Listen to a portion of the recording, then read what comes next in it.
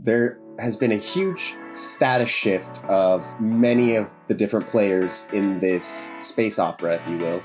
Yeah. What do you believe season 3 is going to look like? What do you think we're going to see? You know, I wonder if kind of like the Holy Roman Empire, if we're going to see a split in it. And all of this, by the way, is just like wild guesses. Right. I do have a very wild theory on that one. Lay it on me. I'm ready for it. Okay. Wild theory on that one is... Hello and welcome to Road Goes Ever On and On. Today, Mark and I are talking about the hit science fiction TV show Foundation, Season 2, Episode 10, Creation Myths, so spoilers are ahead. And if you're enjoying our content, then a like would be appreciated. If you don't want to miss a single one of our breakdowns since Season 3 is next, then just be sure to subscribe and click the bell icon for notifications. And with that, let's actually zoom out and kind of what are your overall thoughts of the season? I take everything back I said earlier in our breakdowns of the show. I think that I had a lot of complaints about introducing new characters, their stories, and I feel wrong. Like I feel like this episode, in my opinion, is the best episode of Foundation, and I feel like the season felt a little clunky, like the first season a little bit, and then the first season wrapped up and it was good, but maybe they quite didn't know exactly what they were doing. This season, it felt like they led up to where everybody needed to be. Everybody had satisfying character arcs, even the new characters. And overall, I think it was just a phenomenal episode. Brilliant performances. Absolutely. Like this episode is... I'm so hooked on Foundation now after this episode. I think this season did a lot of things great. I think that there were big surprises, especially in the last episode and this episode.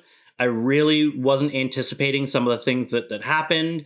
I think that there was really good setup and payoff.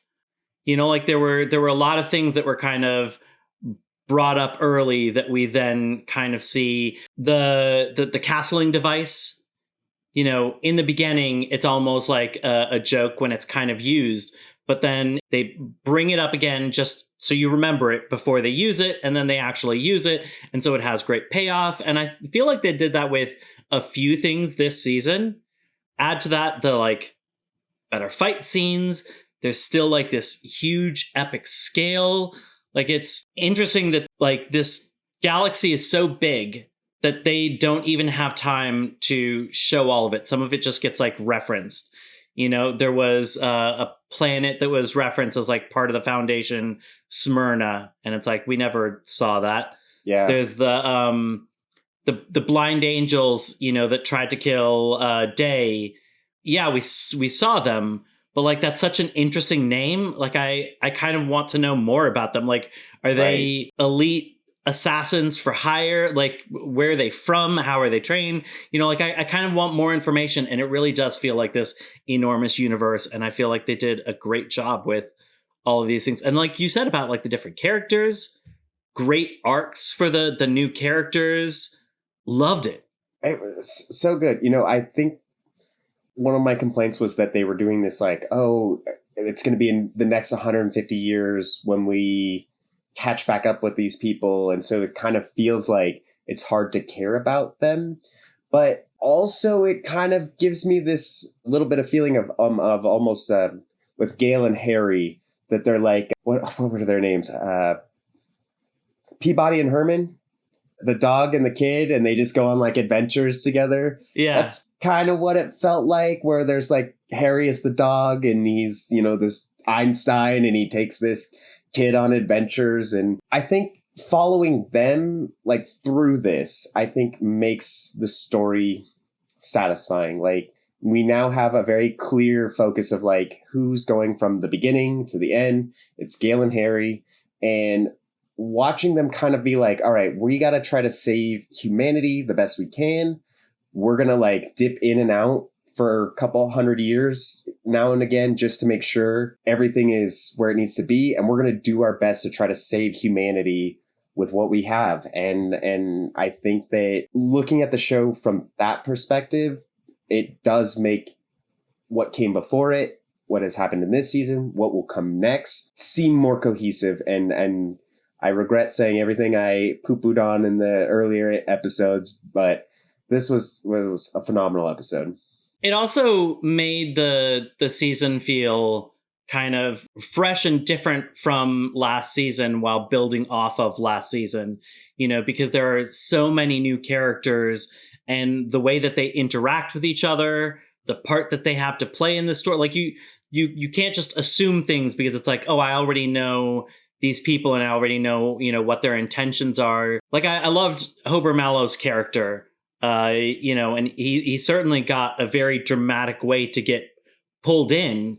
And so that he's important. He'd even been mentioned in season 1, but then when you meet him, it's like, what are his intentions? And then even when he gets kind of drafted in by Harry, I did question whether or not he was going to follow through on that, or if he was going to look for like another angle to like take something and run. And so it was almost like a blank canvas, but not completely, because it's in a world we know. There are people we know that are in this world, although it felt like they were either different versions of themselves, like the, new Day Dawn Dusks whose DNA are different enough that they're not like the previous ones, or previously dead Harry is now back in a body and has skin in the game. Like even the people that we did know were in such a different situation that it was like a familiar setting, but almost like an all new kind of story that was unfolding. Yeah, no. And I feel this season felt a little bit more like the end of the first season. It felt like Empire and Terminus were kind of doing their own thing. Like it felt like the first crisis had nothing to do with Empire. And so that kind of felt like, Empire was dealing with his own thing. Dawn was trying to escape. And that part felt like disjointed, that like, oh, this was this big thing in the beginning and threat, and then they're doing their own thing at the end. And I think that this season did better with feeling more satisfied of bringing it all together. Of Harry and Gaal were doing their own thing this whole season. But overall, like with what's going on with Terminus, Empire, it feels like everything is like coming to a head now, and then hope, maybe season 3 as well, even more of a solid conclusion there. I mean, you saw it at the start of this season that like the last season really did end kind of so far apart because, they find out that there might be some stuff, like Empire finds out that there might be some stuff going on with the Foundation and kind of asks like, how do we not know about this? And it's like, oh, it's because you were dealing with like this thing, and right. It's like, oh, that thing, so it's like there were connections, but they were kind of loose and very distant connections. Mm-hmm. So like things weren't directly impacting each other, but you could see how everything had some kind of tie. And I do feel like this season, I think, started from that distant place of like, there are all of these things that were set about by this one common thread, but have now, are now far enough apart. But then it did come together. And so it was interesting seeing kind of like the inverse of what we saw last season. Last season, everything started from one spot and kind of drifted apart, still had some connections connecting it, but like was pretty wide apart. This one was like started wide apart and you're like, how is this all going to connect? And it all came back. Now, we know we're going to jump 150 years into the future for season 3. At least that's what I'm assuming. That's what it looks like, yeah. Like there has been a huge status shift of many of the different players in this space opera, if you will. Yeah. What do you believe season 3 is going to look like for, people like Empire, the Foundation, First Crisis, or Second Foundation? What do you think we're going to see? I wonder if kind of like the Holy Roman Empire, if we're going to see a split in it, kind of like we saw it kind of go into like West and East, one point, I think there was even 2 emperors. And so, I wonder if we're going to see that same kind of thing where it's like we've got one day or one Dawn and his bride, that are going to try and claim a new line. And if they carve out a chunk of, the galaxy as their own, and whether or not there's like still this like old empire that is still trying to cling to power when it's like more and more of their galaxy is being carved out, whether it's like some of it being carved out by the Foundation, some of it by like this new potential empire. And all of this, by the way, is just like wild guesses. Within like the first episode, we could find out that a bunch of this is wrong. And then obviously, like whatever it is, whatever kind of chaos that the mule is bringing, I think might be where the galaxy really starts to get dark. Yeah. Is from whatever's going on there. Now, I do have a very wild theory on that one. Lay it on me. I'm ready for it. Okay. Wild theory on that one is the clip we see of him at the end. He says something like, I keep seeing her face or something like that. Right. And so he like had to get rid of her, even if he, completely messes up the galaxy in the process.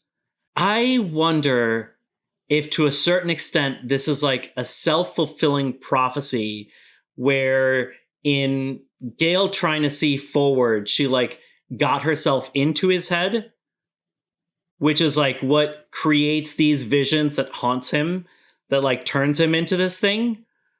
Or if similar to that, but like when Tellum was trying at the very, very, very end to get Gaal and trying to like trap her in her regrets of, your dad, here's your regrets of your family and like turning your back on them. Here's your regrets of not being able to save Salvor. And she ends up seeing the mule again. If Tellum in these last moments does something to basically kind of create the mule. Wild theory.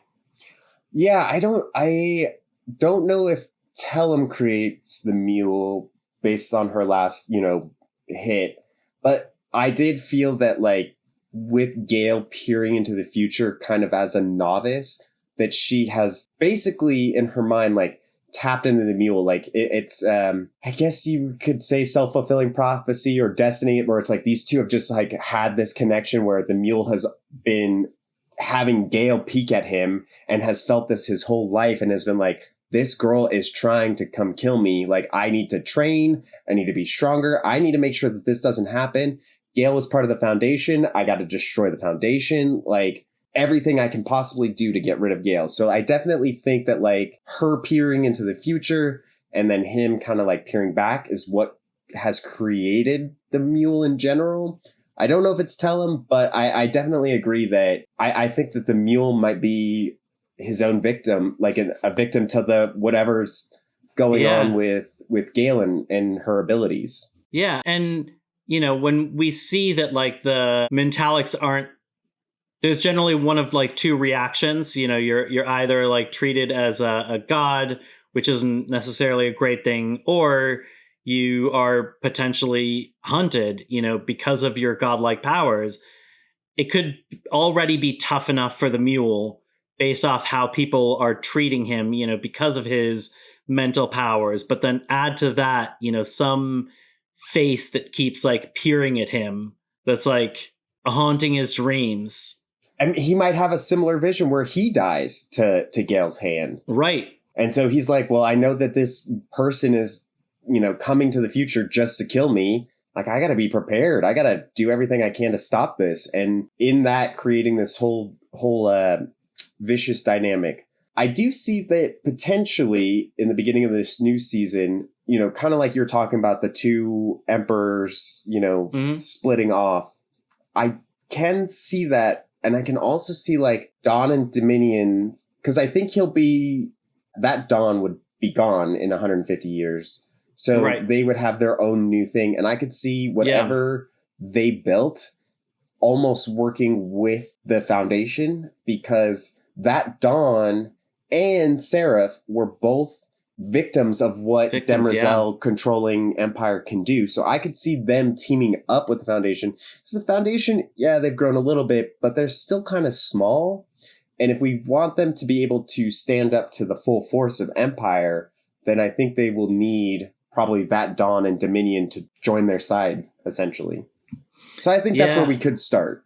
Yeah, and I really wonder what the purpose of Harry giving Demerzel the Prime Radiant was. That a way of like, she may not know that it's in superposition and that you can kind of peek through it. Like, was that an interesting trick for the second Foundation to be able to see through and see what's going on with Empire and kind of keep tabs on it? Or does he really believe that Demerzel is somebody that, because she can compute so much and because she's a robot and doesn't necessarily have the same passions of a person, that like she would be able to read this information and use it properly to try and help the galaxy, versus like, Empire was very against the Foundation because it depicted the ruin of his empire.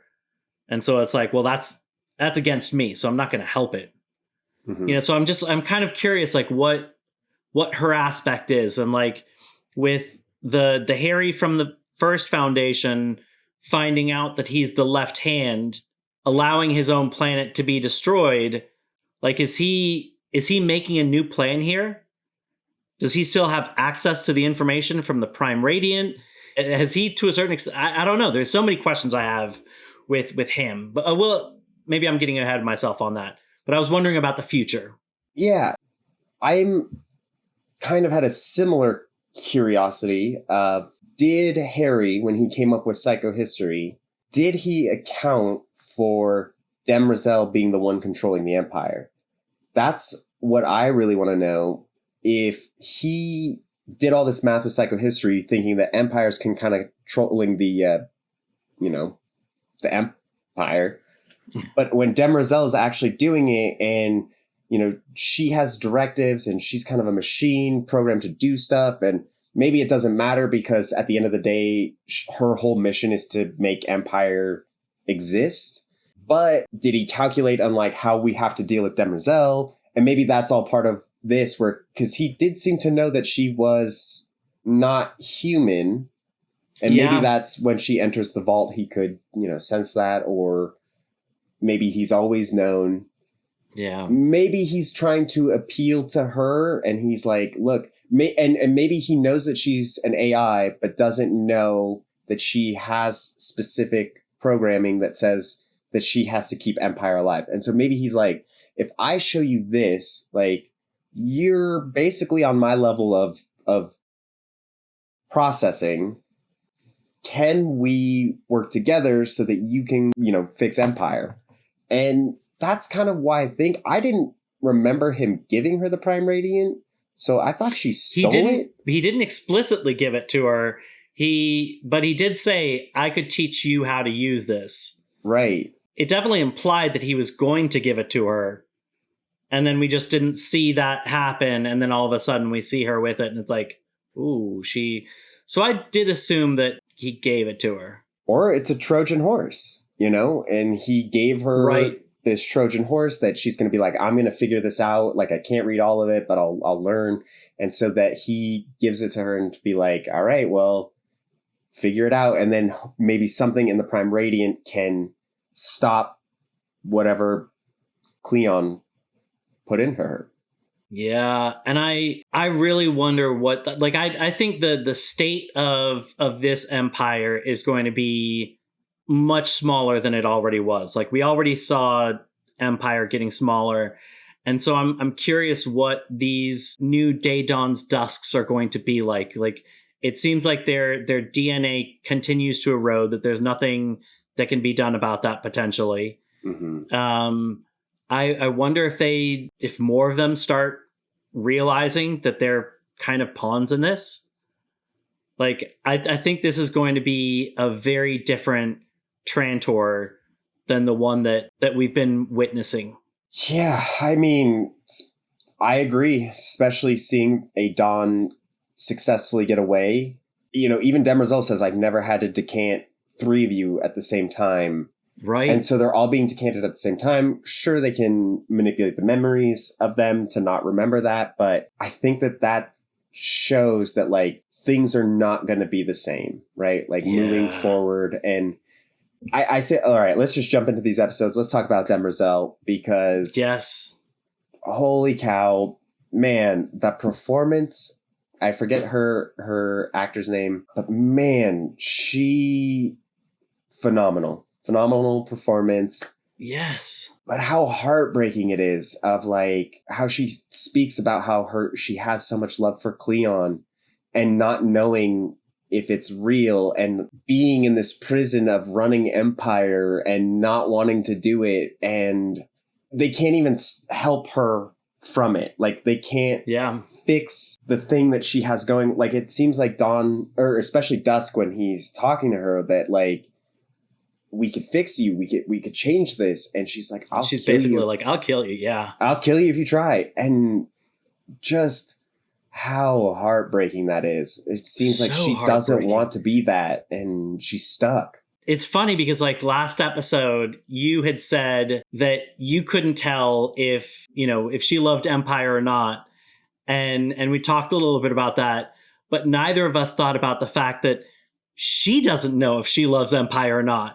I know. And that's heartbreaking. And the way she's describing young Cleon, like how amazing he was, his curiosity, he was going to solve this problem, dedicate his life to it, and like working everything out, and like the admiration she has for him. And then just to be cut right after being like, I don't even know if that's how I feel though. Like, I don't even know if that's like my own thought. And God, heartbreaking. But what an interesting little paradox that Dawn threw at her of saying like, well, you have to keep Empire strong, but if you come after me, then you might be risking Empire.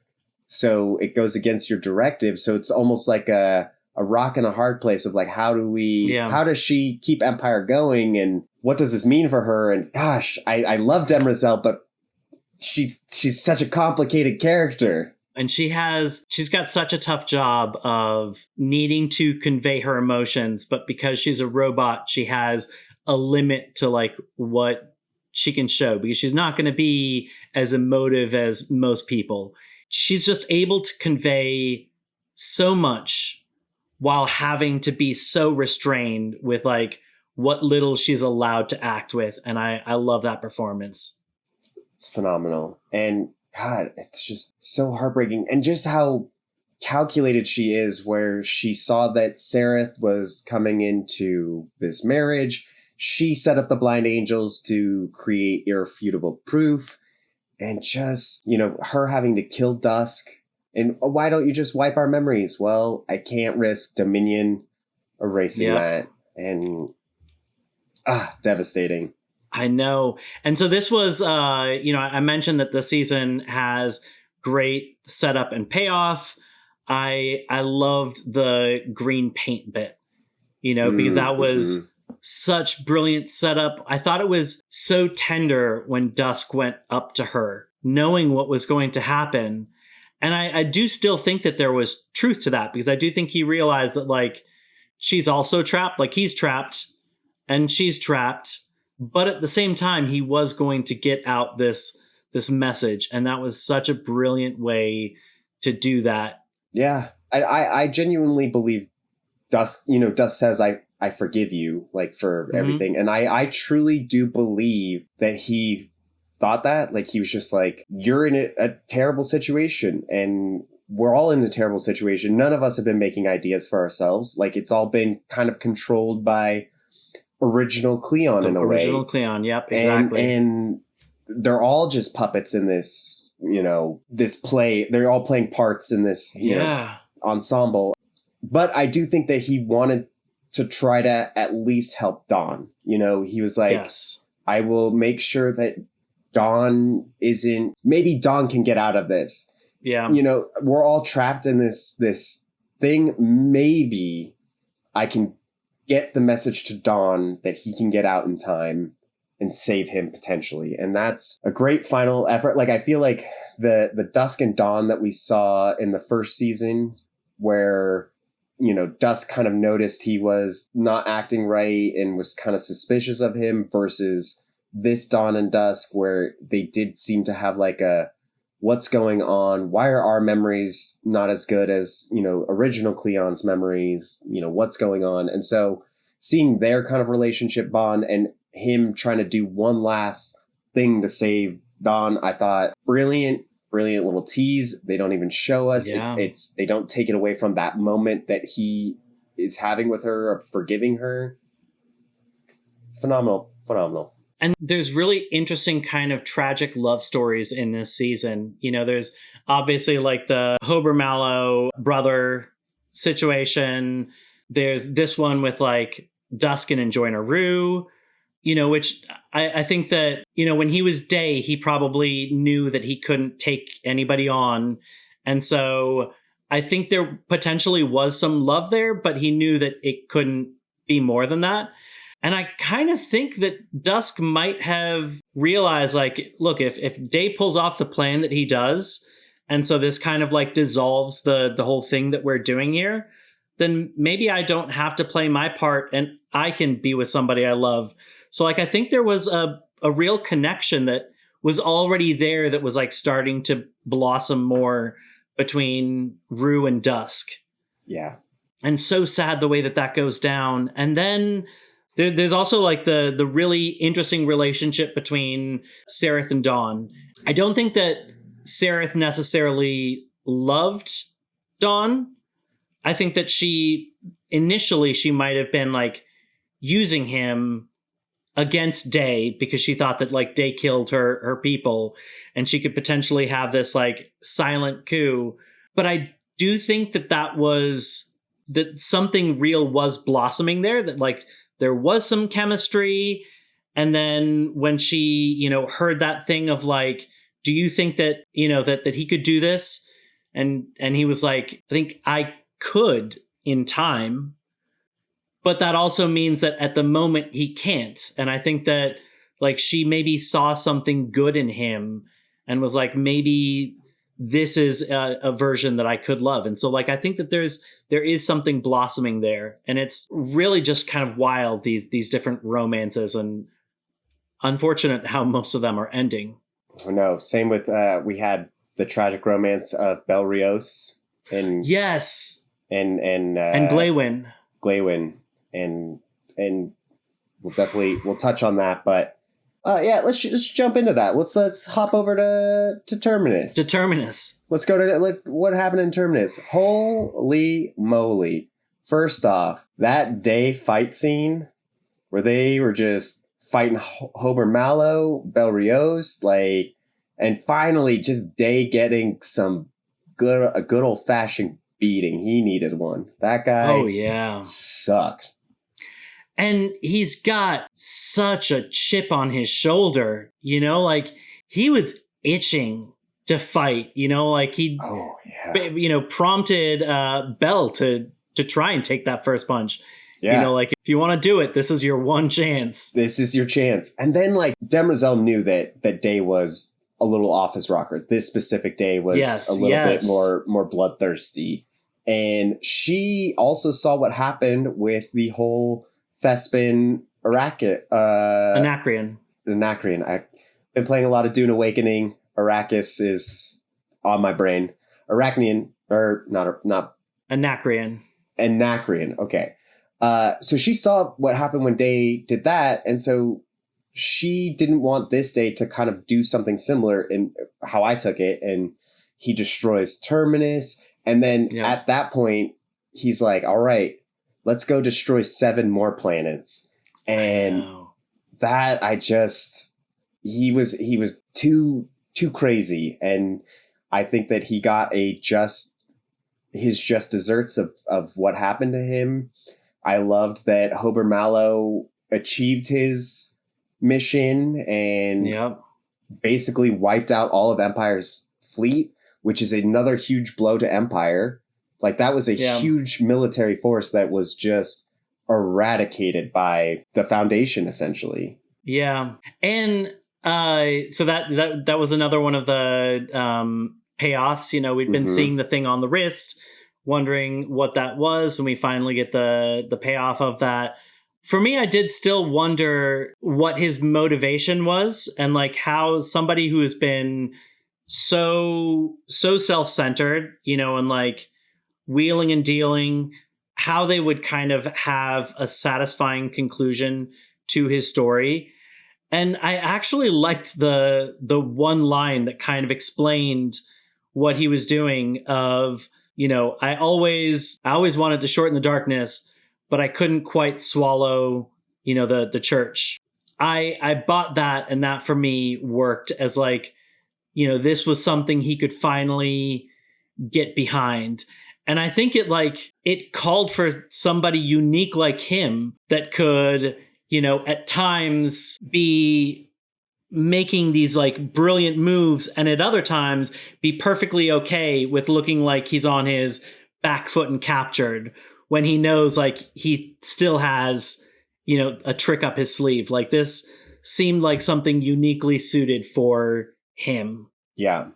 And maybe potentially, like, you know, it did feel like that he had a love for Constant.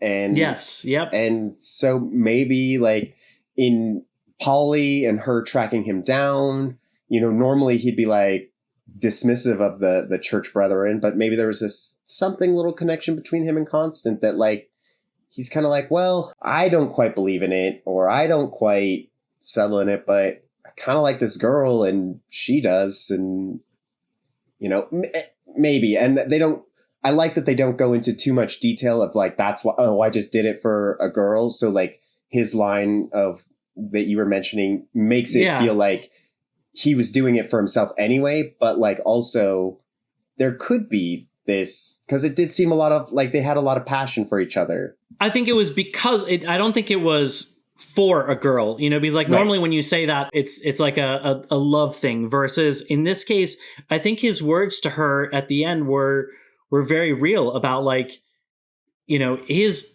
job is done. She has this amazing ability to give people hope.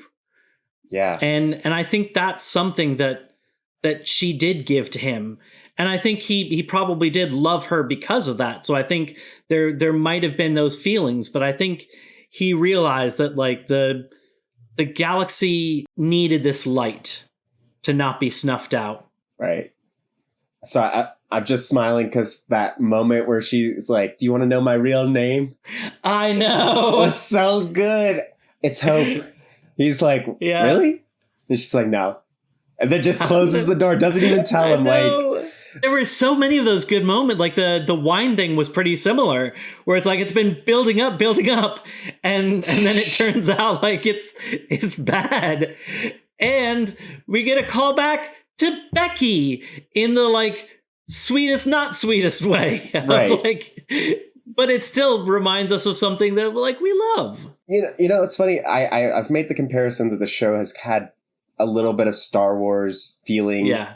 And there was a part of it that felt like this episode feels like The Empire Strikes Back in a lot of ways. Yeah. And, you know, at the end of the first one, it seems like all hope is lost. Or end of Empire Strikes Back, all hope is lost. Like, you know, Luke learns about his father, everybody's captured, Han Solo frozen. You know, this kind of felt like that, where we're wiping out most of the people. Foundation has lost. And the moment where she does that whole hope moment felt like the I love you, I know. And it just, it gave such a great vibe. And I was like, and maybe that's why I like this ending so much, but this season gave me Empire Strike Back vibes for the Foundation as a whole. And I loved it. Yeah. I mean, like we said before, there's much more comfort in like using wit in this one. And like, and I think it does it in such a good job where it like still manages to feel grandiose and feels grandiose without feeling like self-important. Mm-hmm. You know, like it's got a big scale, like it is able to like have fun without undercutting the seriousness. You know, like the moment between Bell and Hober at the end, like even though there's some jokes that happen, it didn't at all undercut that moment. Like it's still like there's still a somberness. They're just having a few final laughs in the end, but you can Yeah. still see like the pain of the knowledge of like what's going to happen. Yeah, and oh man, so I feel so satisfied for Belrios because it's bittersweet. You think he loses Glaywin, Yeah. and he's a broken man, but also he was imprisoned and he already had lost Glaywin. But in his final act before he goes out, he literally got to just give an ass whooping today. He got to send him out the airlock, like the biggest FU. And for me, like, yeah, it's sad that Belrios died. I was really liking him as a character, but the fact that he got to go out by just giving Day the old like, I loved it. Absolutely wonderful. The thing with like Glaywin versus Bell, I think that like Bell was a person of the military like in his blood. And I think that, like there was that moment on, I don't remember the name of the planet, but like when the two of them were trying to get like the intel from the planet. Sowena, yeah. And he was a little too quick to violence without like checking in. Now, some of that could have been like, his time in prison, whatever. Maybe he'd been in there too long. But he was a great tactician. He was a great fighter. He was looking out for the galaxy, in terms of like wanting to minimize bloodshed. But I do feel that like Glaywin was the more hopeful one.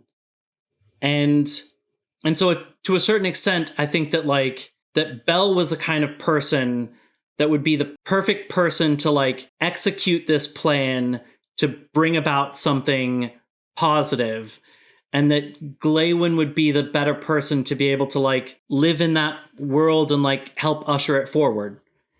Like sometimes there's people that are like not made for the like the upcoming world, for like the changes. Right. Belrios was probably not that person. And then we also then get the confirmation that Glaywin and everybody on Terminus is alive. I mean, what went through your mind when you saw all of that transpire? I think that this could have easily been unsatisfying if they just like undo every big moment that like shocked us. And the fact that we got like a satisfying conclusion to Bell and Hober's story, I think, as sad as that was, this was like a nice little, but we do still have this. Yeah. And so that was very nice. I loved that it was like brother saw Harry first, but next it was like the cleric, Yeah, Polly. Yeah. And I really like that Polly's there. Me too. I feel like Polly just deserves everything. And man, I could definitely see how it could feel cheap being like, oh, we just killed everybody, but everybody's okay. And, there was definitely real emotion of feeling terrible about what was happening on Terminus. I don't feel like it does feel cheap because it does feel like there are those permanent deaths that do have consequences. Hober, Bell, Salvor. We'll get to. And that's, I think, why this did feel good, because it felt like everybody was dying. And, granted, you're jumping on 150 years in the future. Probably all these people will be dead anyway, so we don't need to talk to them. But still, the fact that giving Brother Constant giving her a win, because I feel like she deserves the win over everyone. And for her, I felt like it felt satisfying for her. And yes, it makes sense with context of the world, even though it looked like I saw Paulie die. I saw a wave coming at him. I'm like, there's no way he can survive. But we know the vault can expand. It's not bound by certain rules and potentially time. So I love that it saved them, and it gives me hope for the Foundation. I think it would have been tough for her to spread hope if she thought that like the current state of the Foundation was that it's just her, literally just her. I'm the Foundation, and maybe the 7 other planets. Yeah. Okay. So there's still some arms there. But like I do think that would have been kind of a tough message to kind of send. And now I think this like helps her to keep her conviction and makes it easier for her to spread hope. She even said, or I don't know if it was her that said it or somebody said it, that that the Foundation's basically in a fault. Now that Terminus is gone, that all of these little factors that are on these extra 7 planets, they're not going to be supporting the Foundation after this. And so I think that she could have not continued the Foundation without the Foundation being saved. And, you know, I do have a bit of a Titanic moment where if we knew the vault was going to be able to come pick up them in that thing, I think her, Belle, and Hober could have all jumped in there. There was plenty of room. The vault would have picked them up. They're all saved. I know why they didn't, and it makes sense.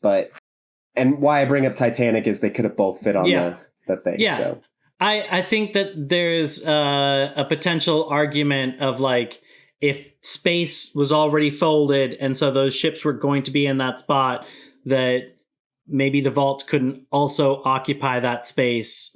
No, but what I mean is not there, but like that capsule, there was a lot of room in that capsule. Oh, yes. At least her and Hober could have fit. Maybe not Belrios, but like those two could have fit. They would have been instantly picked up by the vault. I know they didn't know that, so they were trying to give her not instantly picked up by the vault. Oxygen was almost out. If there was a second person in there, oxygen would have been gone. They both would have been dead. I think I missed the oxygen being almost out because I just thought I saw that little meter at the very end, and she looked like she was accepting that this was the end for her. Because the vault hadn't appeared, so like she could see outside, and it's space.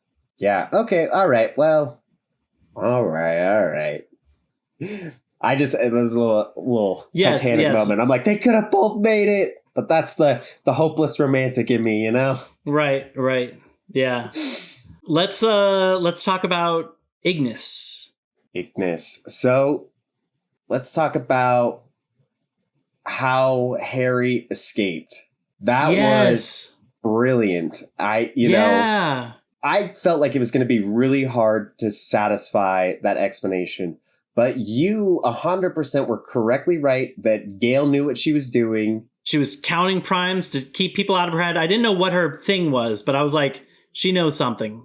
Right. You knew that she had something, and it didn't feel like she knew about Harry that she would have let one of us know, but like why she had to be so secretive of what was happening and why nobody could know, because all of these mentalics could easily peer into her mind and see what she was doing and helping Harry, and all of it was brilliant. And just like, it really explains why she was like so distracted in that moment. You know, it's because like they were working so hard to like not think about what they were doing, to like hide that from everybody. Yeah, and this interesting concept, you know, we've talked about like the self in this show, and like you reflect on this, and the moment that they share of them doing this thing together to keep their thing, almost sharing a consciousness and creating this one person. And overall, I think it bettered Harry and Gale's relationship. Like, I know that they were touch a go in the beginning of this season from remnants of the last season, but going through this experience of trekking through this vast amount of jungle and almost drowning, and, you know, subduing our thoughts and how we got this. It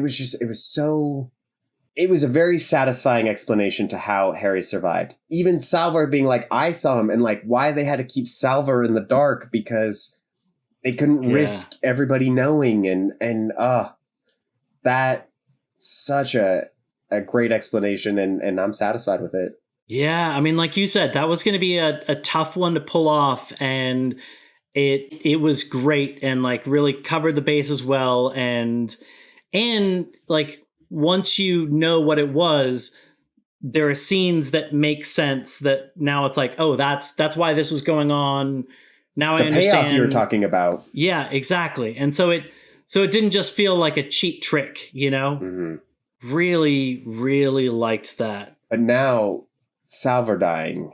So this was a great like surprise, because I think it subverts our expectations, because we've seen the whole thing from the beginning of she dies at the hands of the mule.